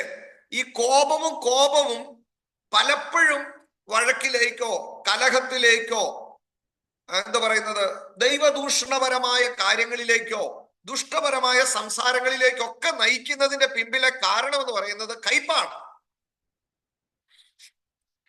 നമ്മൾ മുമ്പേ കേട്ടതുപോലെ കോപം എന്നുള്ളത് ശരീരം കൊണ്ടോ മുഷ്ടി കൊണ്ടോ ഉള്ള ഒരു പ്രകടനമോ ഒരു പോരാട്ടമോ ഒക്കെയാണ്. എന്നാൽ കയ്പ് എന്ന് പറയുന്നത് വാക്കുകൾ കൊണ്ടുള്ള പ്രവൃത്തിയാണ്.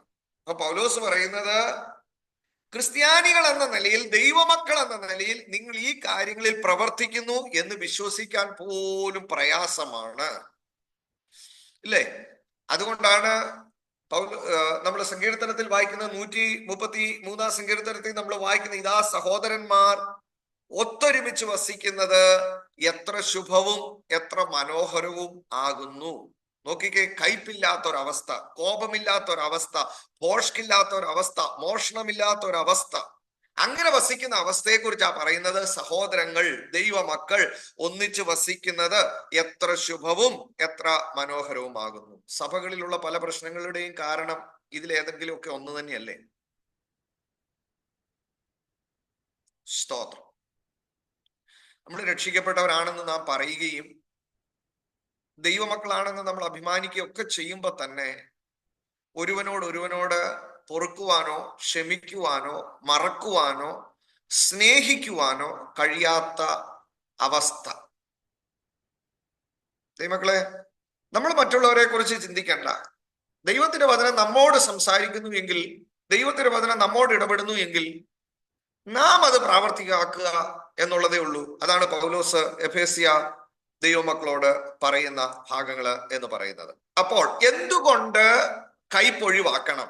കാരണം ഒന്നാമതായി അത് പരിശുദ്ധാത്മാവിനെ ദുഃഖിപ്പിക്കുന്നു. കാരണം പരിശുദ്ധാത്മാവാണ് ദൈവം പൈതലിന്റെ ഉള്ളിൽ വസിക്കുന്നത്.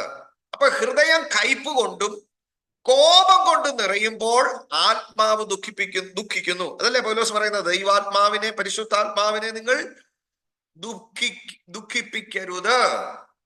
സ്നേഹത്തിന്റെയും സന്തോഷത്തിന്റെയും സമാധാനത്തിന്റെയും അന്തരീക്ഷത്തിൽ വസിക്കുമ്പോഴാണ് പരിശുദ്ധാത്മാവ് നമ്മുടെ ജീവിതത്തിൽ ഉൽപ്പാദിപ്പിക്കുന്ന ആത്മാവിന്റെ ഫലം പുറപ്പെടുവിക്കുവാൻ കഴിയുന്നത്. അതുകൊണ്ടാണ് പൗലോസ് 1-ാം അധ്യായത്തിന്റെ 14-ാം വാക്യത്തിൽ പറഞ്ഞത്, തന്റെ സ്വന്തം ജനത്തിന്റെ വീണ്ടെടുപ്പിന് തന്റെ മഹത്വത്തിന്റെ പുകഴ്ചയ്ക്കായി നമ്മുടെ അവകാശത്തിന്റെ അച്ചാരമായ വാഗ്ദത്തത്തിൻ പരിശുദ്ധാത്മാവിനാൽ മുദ്രയിട്ടിരിക്കുന്നു. ഇല്ലേ? പൗലോസ് ഇത് 1-ാം അധ്യായം 14-ാം വാക്യത്തിൽ എഫേസ്യ വിശ്വാസികളെ കുറിച്ച് പറഞ്ഞ കാര്യമാണ്. അപ്പൊ വീണ്ടെടുപ്പ് നാളിൽ അവർക്ക് ആ ഒരു ഉറപ്പുണ്ടായിരിക്കണമെന്നും അവരെ അതിനായി മുദ്രയിട്ടിരിക്കുന്നുവെന്നും പൗലോസ് പറഞ്ഞിരിക്കുന്ന അതേ പരിശുദ്ധാത്മാവിനെ നിങ്ങൾ ദുഃഖിപ്പിക്കരുത്, കോപിക്കുന്നത് കൊണ്ടും കയ്പായിരിക്കുന്നത് കൊണ്ടും. അപ്പൊ നാം പ്രവർത്തിക്കണമെന്ന് ദൈവത്തിന്റെ ആത്മാവ് ആഗ്രഹിക്കുന്നതിന് വിരുദ്ധമായ രീതിയിൽ പ്രവർത്തിക്കുന്നത് ദൈവാത്മാവിനെ ദുഃഖിപ്പിക്കുന്നതിന് തുല്യമാണ്. അതിനർത്ഥം പരിശുദ്ധാത്മാവിന് നമ്മുടെ ജീവിതത്തിൽ പ്രവർത്തിക്കുവാൻ, പരിവർത്തനം ചെയ്യുവാൻ നാം പരിശുദ്ധാത്മാവിനെ അനുവദിക്കുന്നില്ല എന്നാണ് അതിന് അർത്ഥം. അല്ലെ?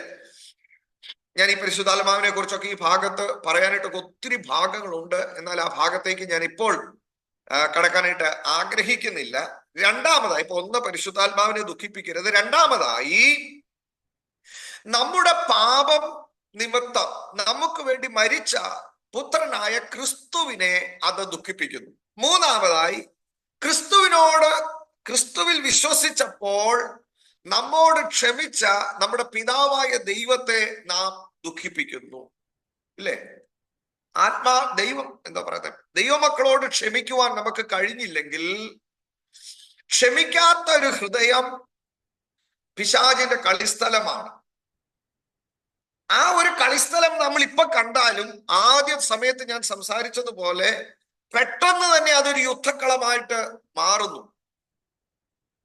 ആരെങ്കിലും മനഃപൂർവമായോ അല്ലാതെയോ നമ്മളെ വേദനിപ്പിക്കുകയും നമുക്ക് അവരോട് ക്ഷമിക്കാതിരിക്കുകയും ചെയ്താൽ നമ്മുടെ ഉള്ളിൽ കയ്പ് വളർന്നു തുടങ്ങും.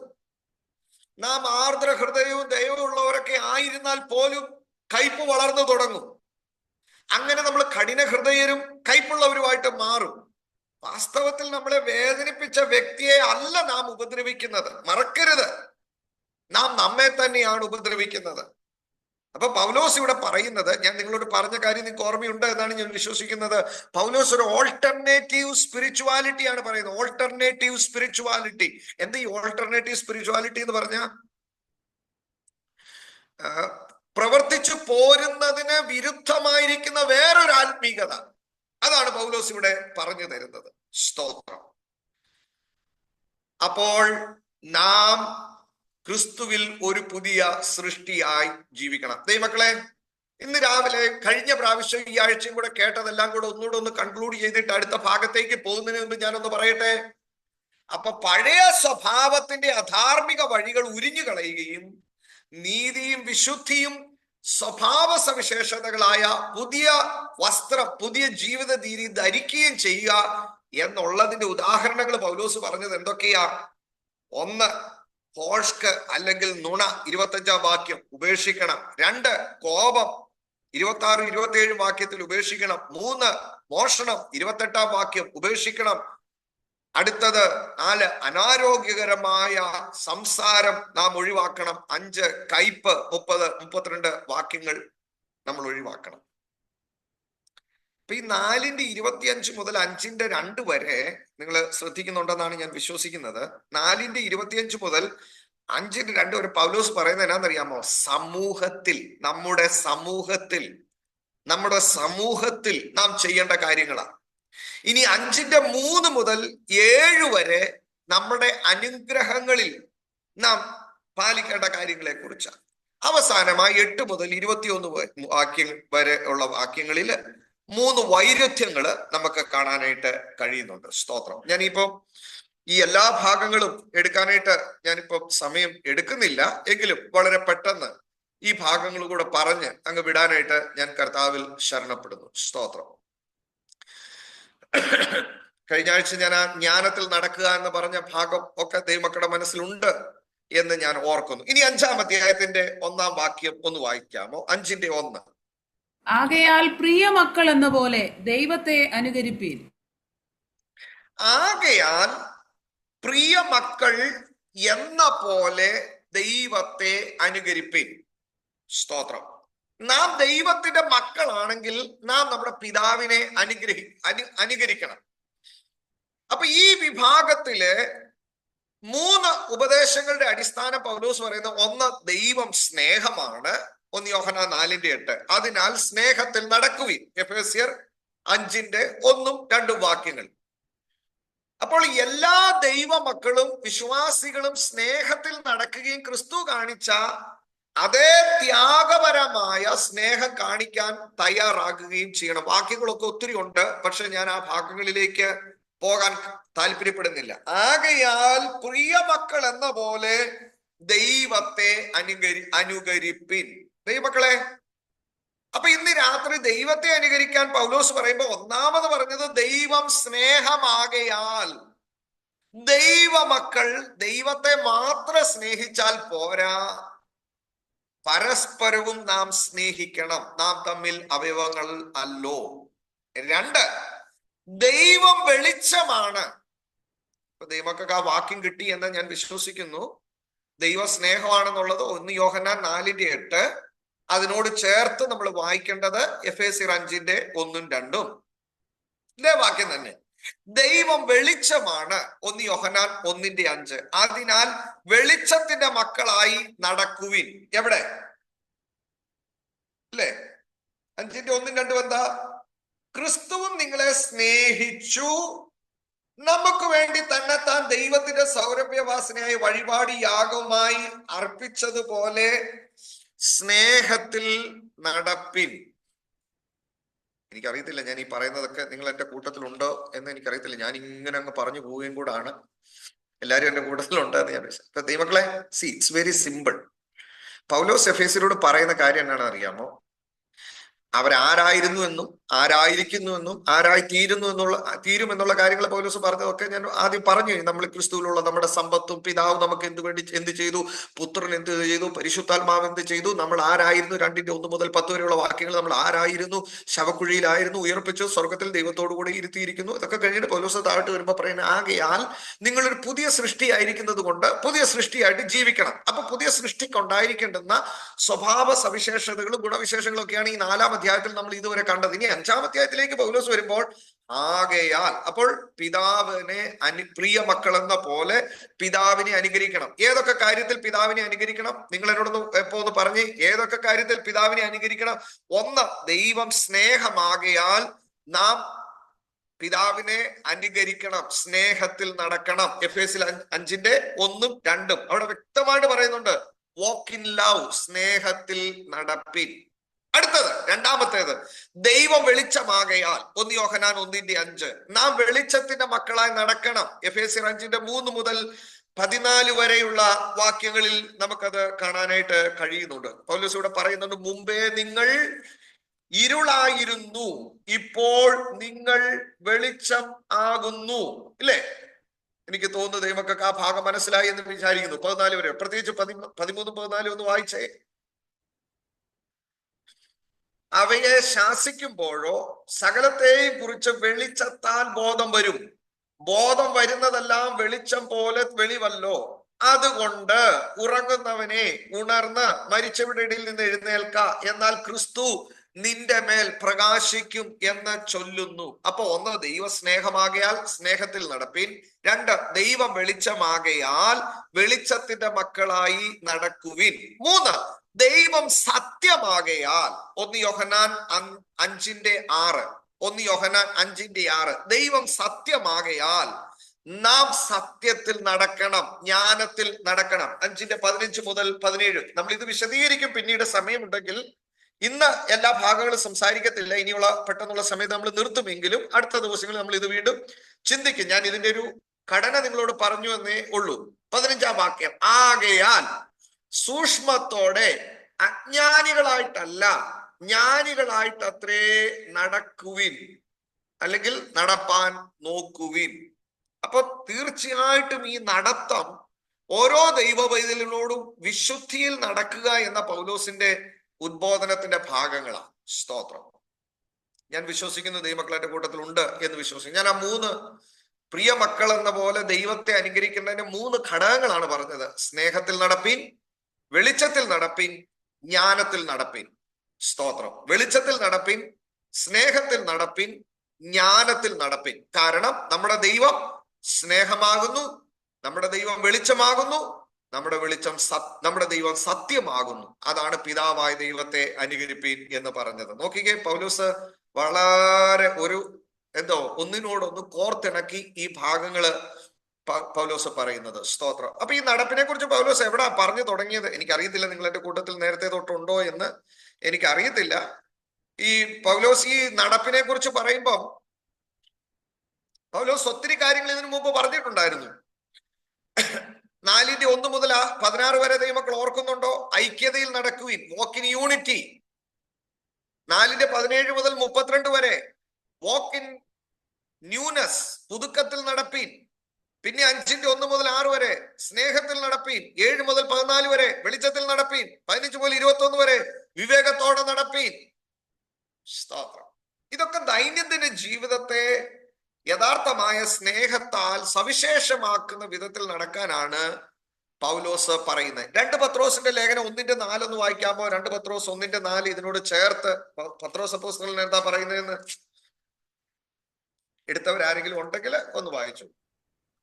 അവയാൽ അവൻ നമുക്ക് വിലയേറിയതും അതിമഹത്വമായ വാഗ്ദത്തങ്ങളും നൽകിയിരിക്കുന്നു. ഇവയാൽ നിങ്ങൾ ലോകത്തിൻ മോഹത്താലുള്ള നാശം വിട്ടൊഴിഞ്ഞിട്ട് ദിവ്യ സ്വഭാവത്തിന് കൂട്ടാളികളായി തീരുവാൻ ഇടവരുന്നു. ആമേൻ. സ്തോത്രം. നോക്കിക്കേ, പൗലോസും പറയുന്ന ഇതേ കാര്യങ്ങളല്ലേ. ദിവ്യ സ്വഭാവത്തിന് എന്ന് പറഞ്ഞാൽ ദൈവീക സ്വഭാവത്തിന് കൂട്ടാളികളായി തീരുവാൻ ഇടവരുന്നു. സ്തോത്രം. അപ്പൊ പൗലോസ് ഇതെല്ലാം ബന്ധിപ്പിക്കുന്നത് പിതാവായ ദൈവത്തോടൊപ്പമാ. പൗലോസ് ഇതെല്ലാം ബന്ധിപ്പിക്കുന്നത് കർത്താവായ യേശു ക്രിസ്തുവിനോടൊപ്പമാ. പൗലോസ് ഇതെല്ലാം ബന്ധിപ്പിക്കുന്നത് പരിശുദ്ധാത്മാവിനോടൊപ്പമാ. ഇതാണ് യഥാർത്ഥമായ ഒരു ദൈവ പൈതലിന്റെ ആത്മീക ജീവിതം എന്ന് പറയുന്നത്. ദൈവ പൈതലിന്റെ ആത്മീക ജീവിതം എന്ന് പറയുന്നത് ഏതെങ്കിലും ഒരു സഭയോ സംഘടനയോ ഉണ്ടാക്കിയെടുത്ത കെട്ടുപാടുകളോ ചുറ്റുവട്ടങ്ങളോ അല്ല. ആഭരണം ഉപയോഗിക്കാൻ പറ്റത്തില്ലയോ, വെള്ളയിടാൻ പറ്റത്തില്ലയോ, മീശ വെക്കാൻ പറ്റത്തില്ലയോ, ആരാധന 3 മണിക്കൂർ തന്നെ വേണമോ, അതോ 2 മണിക്കൂറായ പ്രശ്നമുണ്ടോ, വൈകിട്ടായ കുഴപ്പമുണ്ടോ, രാവിലെ ആയ കുഴപ്പമുണ്ടോ, കാല് കഴുകിയ പ്രശ്നമുണ്ടോ, കാല് കഴുകിയില്ല പ്രശ്നമുണ്ടോ, പിന്നെ ഒത്തിരി അങ്ങ് എക്സ്ട്രീം ആയി പോയാൽ പൗഡർ ഇടാമോ, സ്പ്രേ അടിക്കാമോ, കണ്ണാടി വെക്കാവോ, ആയിട്ടൊന്നും. ഞാൻ പറഞ്ഞ എന്താണെന്ന് ചോദിച്ചാൽ, ദൈവമക്കളെ, ആത്മീകതയെ നമ്മൾ വിവക്ഷിച്ച് വെച്ചിരിക്കുന്ന ഏതെങ്കിലും സഭയോ സംഘടനയോ ഏതെങ്കിലും നേതാവിന്റെ ഉള്ളിൽ ഉരുത്തിരിഞ്ഞ ആശയങ്ങളുടെയോ സംഹിതകളായിട്ടായിരിക്കരുത് ആത്മീകതയെ വിവക്ഷിക്കുന്ന. അപ്പോസ്തലനായ പൗലോസ് പറയുന്നത് ആത്മീകതയെ വിവക്ഷിച്ചിരിക്കുന്നത് ഒരുവന് പിതാവായ ദൈവത്തോടും പുത്രനായ യേശുക്രിസ്തുവിനോടും പരിശുദ്ധാത്മാവ ദൈവത്തോടുമുള്ള കൂട്ടായ്മ, ദിവ്യ സ്വഭാവത്തിന്റെ കൂട്ടാളികളായി തീരുമ്പോഴാണ് യഥാർത്ഥ ആത്മീകരായി തീരുന്നത്. സ്തോത്രം. ഇന്ന് രാത്രിയിൽ അങ്ങനെയെങ്കിൽ പരിശുദ്ധാത്മാവ് നമ്മുടെ ഹൃദയങ്ങളിലേക്ക് കുത്തുമ്പോൾ, ചോദിക്കുമ്പോൾ, പരമാർത്ഥ മനസാക്ഷിയെ തൊട്ടുണർത്തുമ്പോൾ, ഞാൻ ഉൾപ്പെടെ പ്രസംഗിക്കുന്ന ഞാൻ ഉൾപ്പെടെ ഇന്ന് രാത്രി ദൈവസന്നിധി നമുക്ക് ഏറ്റു പറയുവാൻ ഒത്തിരി ആവശ്യമായിരിക്കുന്ന, കർത്താവെ, എൻ്റെ ആത്മീക കാഴ്ചപ്പാടുകളോ ഒന്നും ആയിരിക്കുകയില്ല. ഒരുപക്ഷെ കർത്താവ് എന്നിൽ നിന്ന് പ്രതീക്ഷിക്കുന്നത് കർത്താവിന്റെ സ്വഭാവത്തോട് അനുരൂപമാകാൻ കഴിയാത്തതൊക്കെ ഒരുപാട് എൻ്റെ ജീവിതത്തിൽ ഉണ്ട്. കർത്താവ് ക്ഷമിച്ചതുപോലെ ക്ഷമിക്കാൻ കഴിയാത്തതൊക്കെ ഒരുപാട് നമ്മുടെ ജീവിതത്തിൽ ഇപ്പോഴും ഉണ്ട്. കർത്താവ് സ്നേഹിച്ചതുപോലെ സ്നേഹിക്കാൻ കഴിയാത്തതൊക്കെ നമ്മുടെ ജീവിതത്തിൽ ഇപ്പോഴും ഉണ്ട്. വെളിച്ചത്തിൽ, കർത്താവ് വെളിച്ചമാകിയാൽ വെളിച്ചത്തിൽ നടക്കണമെന്ന് എഫേസ്യ ലേഖനത്തിൽ 14 വാക്യത്തിലൊക്കെ പൗലോസ് വളരെ വ്യക്തമായി പറഞ്ഞിരിക്കുന്നത്, നമ്മൾ ഇപ്പോഴും ഇരുട്ടിന്റെ പ്രവർത്തികൾ ഒത്തിരി നമ്മുടെ ജീവിതത്തിൽ ഇപ്പോഴും ഉണ്ട്. സ്തോത്രം. ദൈവാത്മാവ് നമ്മളെ ഉത്സാഹിപ്പിക്കുമ്പോൾ തീർച്ചയായും നാം ദൈവത്തോട് നമ്മുടെ കുറവുകളെ, നമ്മുടെ കുറ്റങ്ങളെ ഏറ്റു പറയുക എന്നുള്ള ഒരവസരം കൂടാണ് ദൈവത്തിന്റെ ആത്മാവ് നമുക്ക് തരുന്നത്. സ്തോത്രം. അതുകൊണ്ടാണ് ഞാൻ പറഞ്ഞ ഈ എഫേസ്യ ലേഖനമൊക്കെ നമുക്ക് പഠിക്കാൻ ഒരുപാട് സമയങ്ങൾ നമുക്ക് ആവശ്യമായിട്ടുണ്ട്. സ്തോത്രം. കാരണം ഈ വെളിച്ചത്തിന്റെ മക്കളായി നടക്കാൻ, സ്നേഹത്തിന്റെ കാര്യം ഞാൻ പറഞ്ഞു, ഇനി ഞാൻ അതിലേക്ക് കൂടുതൽ വിവരിക്കുന്നില്ല. ഈ വെളിച്ചത്തിന്റെ മക്കളായി നടക്കാൻ പൗലോസ് പറയുന്നതിന്റെ കാരണം എന്നാണെന്നറിയാമോ? വെളിച്ചത്തിന് അന്ധകാരവുമായിട്ട് യാതൊരു ബന്ധവും ഇല്ല. കാരണം അതിന്റെ 3-4 വാക്യങ്ങൾ, 5-ന്റെ 3-4 വാക്യങ്ങൾ ഒന്ന് വായിച്ച എഫേസ്യ ലേഖനം 5-ന്റെ 3-4 വാക്യങ്ങളിൽ ദുർനടപ്പും യാതൊരു അശുദ്ധിയും അത്യാഗ്രഹവും നിങ്ങളുടെ ഇടയിൽ പേർപ്പറക പോലും അരുത്, അങ്ങനെയാകുന്നു വിശുദ്ധന്മാർക്ക് ഉചിതം. ചീത്തത്തരം, പൊട്ടച്ചൊൽ, കളിവാക്ക്, ഇങ്ങനെ ചേർച്ചയല്ലാത്തവ ഒന്നും അരുത്, സ്തോത്രമത്രേ വേണ്ടുന്നത്. ഇത് പറയുമ്പോൾ നമ്മൾ ഓർക്കും, ഈ പൗലോസ് എന്തായി പറയുന്നത് എന്ന്. സ്തോത്രം. ഇത് വളരെ എഫേസ്യ കൾച്ചറുമായിട്ട് ബന്ധപ്പെട്ടിരിക്കുന്ന കാര്യങ്ങളാണ്. ഞാൻ ഒരു വാക്കിൽ അങ്ങ് പറഞ്ഞു വിടാം. നിങ്ങളോട് ഞാൻ ഇത് പറഞ്ഞിട്ടുണ്ടോ എന്ന് എനിക്കറിയാം, ഉണ്ടെന്നാണ് എൻ്റെ ഓർമ്മ. നോക്കണം, അവിടെ ഉണ്ടായിരുന്ന 2 പ്രധാന സംഗതികൾ നിങ്ങൾ ഓർക്കുന്നുണ്ടോ? എഫേസ്യ പട്ടണത്തെ കുറിച്ച് ഞാൻ പറഞ്ഞപ്പോ പറഞ്ഞ 2 പ്രധാന സംഗതികൾ നിങ്ങൾ ഓർക്കുന്നുണ്ടോ? എഫേസ്യ പട്ടണത്തെ കുറിച്ച് പറഞ്ഞാൽ അന്നേരം മനസ്സിൽ വരേണ്ട 2 പ്രധാന സംഗതികൾ. ഒന്ന്, അർത്തമിസ് ദേവിയുടെ ക്ഷേത്രം. ഏറ്റവും വലിയ ലോക അത്ഭുതങ്ങളിൽ ഒന്നായിരുന്ന അർത്തമിസ് ദേവിയുടെ ക്ഷേത്രം. ഇന്നും ക്ഷേത്രത്തിന്റെ അവശിഷ്ടങ്ങൾ അവിടെ ഉണ്ട്. ആൾക്കാരത് കാണാൻ പോകുന്നുണ്ട്. 2, ഒരു വലിയ ഏറ്റുമുട്ടലുകൾ നടന്ന ആംഫി തിയേറ്റർ, എന്നാ പറയുന്നത്, കൊളോസിയം പോലെ ഒരു വലിയ തിയേറ്റർ, എന്നാ നമ്മൾ സ്റ്റേഡിയം, നമുക്ക് അങ്ങനെയൊക്കെ പറയാം. ഇന്നത്തെ കാഴ്ചപ്പാടിൽ നമുക്കൊരു സ്റ്റേഡിയം എന്നൊക്കെ പറയാം, ഒരു ഇൻഡോർ സ്റ്റേഡിയം എന്നൊക്കെ പറയുന്നത് പോലെ. ശ്രദ്ധിക്കണം ദൈവമക്കളെ, പൗലോസ് നമുക്കിതൊന്നും അറിയത്തില്ല എന്ന് നമ്മൾ എന്തെങ്കിലുമൊക്കെ ഇങ്ങനെ പറയുന്നതിനേക്കാൾ ഇതിന്റെ എന്തുകൊണ്ടാണ് എന്ന് നമ്മൾ ചിന്തിക്കണം. അപ്പൊ ഒന്ന്, അർത്തമിസ് ദേവിയുടെ ക്ഷേത്രം. രണ്ട്, ആംഫി തിയേറ്റർ. ആദ്യം ഞാൻ അർത്തമിസ് ദേവിയുടെ ക്ഷേത്രത്തെ കുറിച്ച് പറയാം. ദേവി ആരാണെന്നും ഈ ദേവിയുടെ പ്രത്യേകതകളൊന്നും വിവരിക്കാനായിട്ട് ഞാൻ ആഗ്രഹിക്കുന്നില്ല. പക്ഷെ ഒറ്റക്കാര്യം ഞാൻ പറയാം. Just like A temple prostitution, devadasi system പോലെ, അല്ലെങ്കിൽ സെക്ഷുവൽ ബിഹേവിയേഴ്സ്, അല്ലെങ്കിൽ നഗ്നമായുള്ള പരിപാടികളെല്ലാം ഈ ദേവിയെ പ്രസാദിപ്പിക്കുന്നതിനും ദൈവത്തെ പ്രസാദിപ്പിക്കുന്നതിന്റെയും ഒരു ഭാഗമായി കാണുന്ന ഒരു ആരാധനാ സിസ്റ്റത്തിൽ നിങ്ങൾ മനസ്സിലാക്കുന്നുണ്ടെന്ന് ഞാൻ വിശ്വസിക്കുന്നു. ആ ജനങ്ങളിൽ നിന്ന് എന്ത് പ്രതീക്ഷിക്കാൻ പറ്റും? അവരുടെ വാക്കുകളിൽ നിന്ന് എന്ത് പ്രതീക്ഷിക്കാൻ പറ്റും? ഇത് സൂമിലായതുകൊണ്ടും ഇത് റെക്കോർഡ് ചെയ്യുന്നത് കൊണ്ടുമാണ്. അല്ലെങ്കിൽ മലയാളത്തിൽ നിന്ന് തന്നെ ഒരു ഉദാഹരണം പറയാൻ എനിക്കുണ്ട്. ഒരു പക്ഷെ നിങ്ങളുടെ മനസ്സിലേക്ക് പെട്ടെന്ന് അത് വരുന്നുണ്ടായിരിക്കാം. അപ്പോ സ്തുതിഗീതങ്ങളും ആരാധനാഗീതങ്ങളും എന്നൊക്കെ പറയുന്നത് തന്നെ ഇങ്ങനെയുള്ള ചുവയോട് കൂടിയ, ഇപ്പൊ നിങ്ങൾക്ക് കുറെ പേർക്ക് കുറെ കൂടെ വ്യക്തമായിട്ട് അത് മനസ്സിലാവും. അങ്ങനെ ഒരു ആരാധനാ സിസ്റ്റത്തിൽ ഉണ്ടായിരുന്നവരായി ഇപ്പൊ എഫേസ്യ സഭയിലെ വിശ്വാസികൾ ഇപ്പൊ പിടികിട്ടുന്നുണ്ടോ? അപ്പൊ അവരുടെ വായിൽ നിന്ന് ന്യായമായി പുറത്തു വരാൻ സാധ്യതയുള്ള വാക്കുകൾ എന്തൊക്കെയാ? കളി വാക്കുകൾ.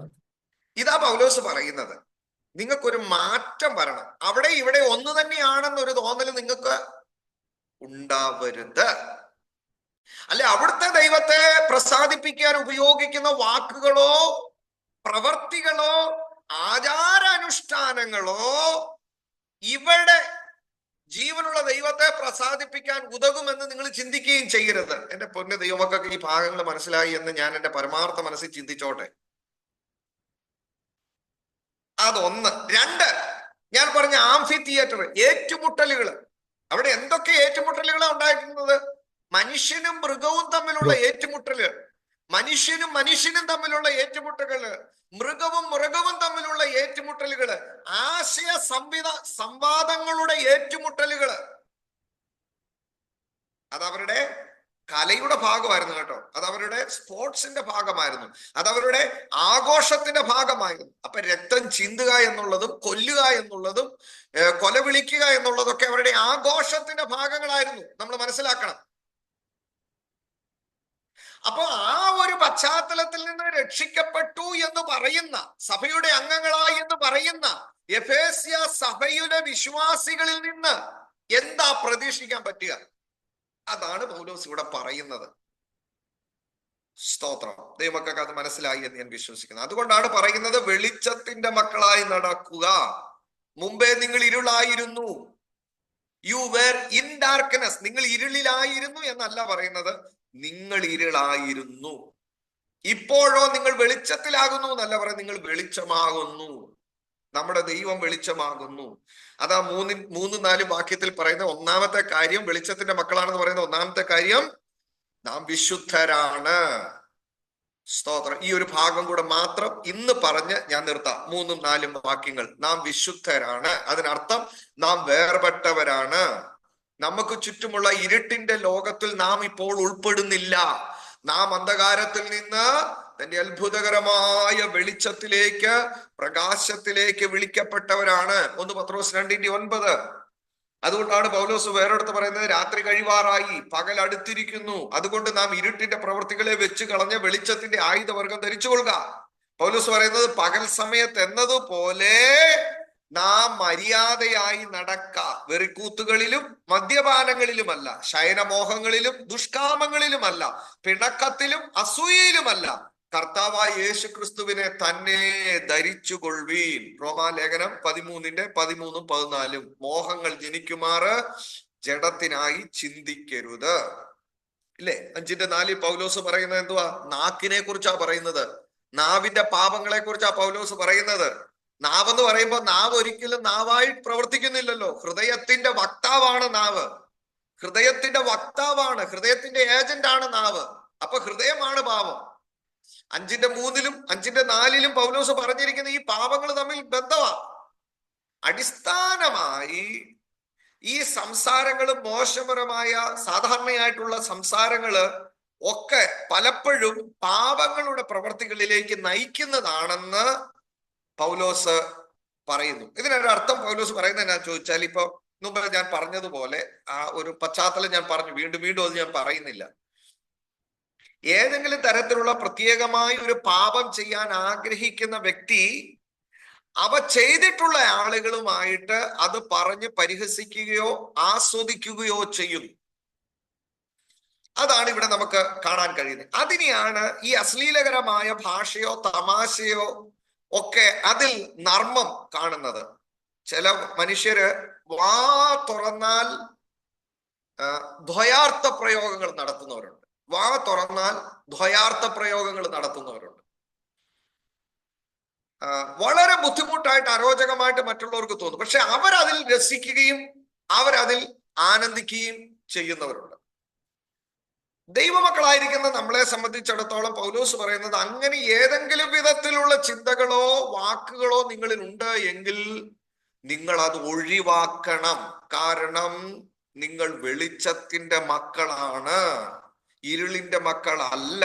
ഇരുളിന്റെ പ്രവർത്തികളുമായിട്ട് നമുക്ക് ബന്ധമില്ല.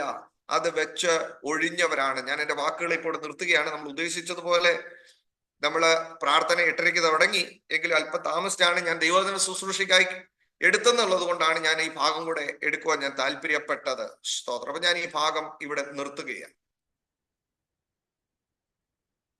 പൗലോസ് പറയുന്നത്, കേൾക്കുന്നവർക്ക് കൃപ നൽകാതിരിക്കുകയും അവരെ നശിപ്പിക്കുകയും ചെയ്യുന്ന രീതിയിലുള്ള എല്ലാ സംഭാഷണങ്ങളും, വിവേകശൂന്യമായ സംഭാഷണങ്ങളും, നല്ല ഉദ്ദേശം നിറവേറ്റാത്ത വിഡിത്തമായ സംസാരങ്ങളൊക്കെ പൗലോസ് വെറുക്കുക. അതാണ് ഈ വാക്യങ്ങളുടെ അർത്ഥം. അത് മനസ്സിലാകാതെ നമ്മൾ ഇത് വായിച്ചാലോ പറഞ്ഞാലോ നമുക്ക് കഴിയത്തില്ല. കാരണം നമ്മൾ ക്രിസ്തുവിനെ അനുകരിച്ച്, പിതാവായ ദൈവത്തെ അനുകരിച്ച് നടക്കുകയാണെങ്കിൽ ഇന്ന് രാത്രി കേട്ടതുപോലെ, ദൈവമക്കളെ, ഇന്ന് രാത്രി കേട്ട ഭാഗങ്ങളിലേക്ക് നമുക്കൊന്ന് പെട്ടെന്ന് വരാം. ഏതൊക്കെ കാര്യങ്ങളായിരുന്നു നമ്മൾ കേട്ടത്? 5 പാപങ്ങളുടെ കാര്യത്തിൽ നാം കേട്ടത് 1, 2, 3 കഴിഞ്ഞ പ്രാവശ്യം നമ്മൾ കേട്ടിരുന്നു. ഒന്നാമതായി ഫോഷ്ക് അല്ലെങ്കിൽ നുണ, രണ്ടാമതായി കോപം, മൂന്നാമതായി മോഷണം. ഇന്ന് കേട്ടത് അനാരോഗ്യകരമായ സംസാരം, 5 കയ്പ്. ഇത്രയും കാര്യങ്ങൾ കേട്ട് 4-ാം അധ്യായത്തിൽ നിന്ന് നാം 5-ാം അധ്യായത്തിലേക്ക് പ്രവേശിച്ചു. നാം അവിടെ കണ്ടത്, ആകയാൽ പിതാവായ ദൈവത്തെ നാം അനുകരിക്കണം, കാരണം നമുക്ക് ജ്ഞാനത്തിൽ നടക്കേണ്ടതുള്ളത് കൊണ്ട്. അതിലൊന്ന് നമ്മൾ കണ്ടത്, പിതാവായ ദൈവത്തെ അനുകരിക്കേണ്ടവർ 3 രീതിയിലാണ് അനുകരിക്കേണ്ടത്. 1 സ്നേഹത്തിൽ അനുകരിക്കണം, 2 വെളിച്ചത്തിൽ അനുകരിക്കണം, 3 സത്യത്തിൽ അല്ലെങ്കിൽ വിവേകത്തിൽ അല്ലെങ്കിൽ ജ്ഞാനത്തിൽ അനുകരിക്കണം. സ്നേഹത്തിൽ അനുകരിക്കുന്നതിനെ കുറിച്ച് 1-2 വാക്യങ്ങളിൽ പറഞ്ഞത് ഞാൻ പറഞ്ഞു, വിവരിച്ചില്ലെങ്കിലും രണ്ടാമതായി വിവരിച്ചു. വെളിച്ചത്തിന്റെ മക്കളായി നമ്മൾ നടക്കണം. 5-ാം അധ്യായത്തിന്റെ 3 മുതൽ 14 വരെ. കാരണം നാം വിശുദ്ധരാണ്. അത് മാത്രമാണ് ഇന്ന് രാത്രി ചിന്തിച്ചത്. ഇനി ഇതിന്റെ താഴോട്ടുള്ള വാക്യങ്ങൾ ദൈവം അനുവദിച്ചാൽ ഇതുപോലെ ഒരു അവസരം ലഭിക്കുമ്പോൾ ഇതിന്റെ ബാക്കി ഭാഗങ്ങൾ ചിന്തിക്കാം. ഇന്ന് രാത്രി ദൈവമായ കർത്താവ് നമ്മെ ഐശ്വര്യമായി അനുഗ്രഹിക്കട്ടെ. വലിയ ബഹളങ്ങളോട് കൂടിയ, ആരവാരങ്ങളോട് കൂടിയ ഒരു സന്ദേശങ്ങളൊന്നും അല്ലായിരുന്നു എങ്കിലും വിശുദ്ധിക്ക് വേണ്ടിയും വേർപാടിന് വേണ്ടിയും സമർപ്പണത്തിന് വേണ്ടിയും കർത്താവിനോടൊപ്പമുള്ള ജീവിതത്തിന് വേണ്ടിയും കർത്താവ് ആഗ്രഹിക്കുന്ന ദൈവിക സ്വഭാവത്തിന്റെ കൂട്ടാളികളായി തീരുവാനുള്ള ഒരു സന്ദേശം എനിക്കും മുന്നമേ ആദ്യം എനിക്കും പിന്നെ നിങ്ങൾക്കും ദൈവം തന്നിരിക്കുകയാണ്. ഇന്ന് രാത്രി നാം കടന്നുറങ്ങാൻ പോകുന്നതിന് മുമ്പ് ഒരു പ്രാവശ്യം കൂടെ കർത്താവിനോട് സമർപ്പിച്ചിട്ട് നമുക്ക് പറയാം, കർത്താവേ, എന്നെ പണിതെടുക്കണമേ. എന്നിലുള്ള ദിവ്യ സ്വഭാവത്തിന് യോജിക്കാത്തത് ഒക്കെ എന്നിൽ നിന്ന് മാറ്റിക്കളയുവാൻ എനിക്ക് അങ്ങയുടെ ആത്മാവിന്റെ കൃപ തരണമേ എന്ന് നമുക്ക് പ്രാർത്ഥിക്കാം. കർത്താവ് ഈ വചനങ്ങളാൽ ഇന്ന് രാത്രി നമ്മെ ഐശ്വര്യമായി അനുഗ്രഹിക്കട്ടെ. കേട്ട എല്ലാവരോടും കൂടെ ദൈവത്തിന്റെ കൃപയിരിക്കട്ടെ. ആമേൻ. സ്തോത്രം.